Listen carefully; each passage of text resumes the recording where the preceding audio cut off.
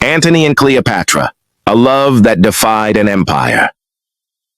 In the golden sands of ancient Egypt and the crumbling marble of a declining Roman Republic, two legendary figures met, not just as rulers, but as kindred spirits. Mark Antony, a battle-hardened Roman general, and Cleopatra VII, the last active pharaoh of Egypt, were not only lovers, but partners in power, ambition, and ultimately tragedy. A meeting that changed history, 41 BCE. The year was 41 BCE.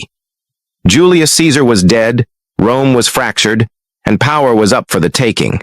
Mark Antony, now one of the three rulers in the Second Triumvirate, summoned Cleopatra to Tarsus, modern-day Turkey, to answer for her allegiance during the Civil War.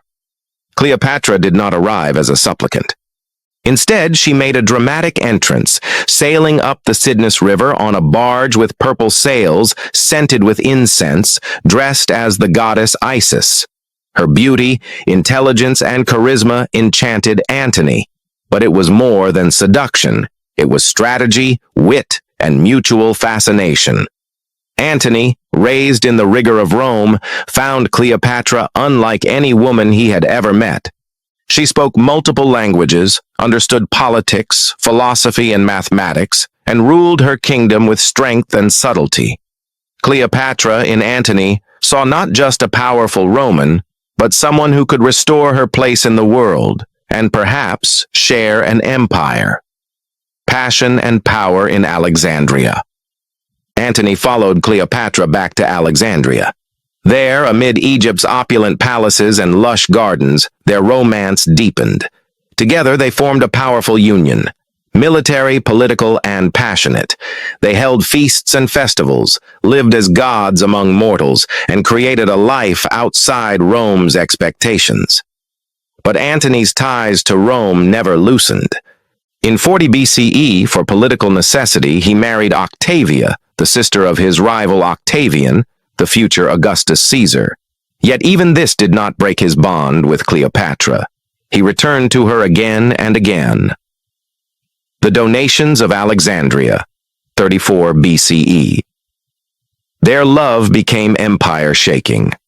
In 34 BCE, Antony and Cleopatra declared their children rulers of various eastern territories in a grand public ceremony, the Donations of Alexandria.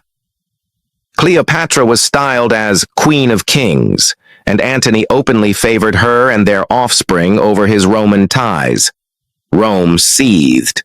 Octavian, cunning and ambitious, used this to turn public opinion against Antony. He painted Cleopatra as a foreign seductress who had bewitched a Roman general.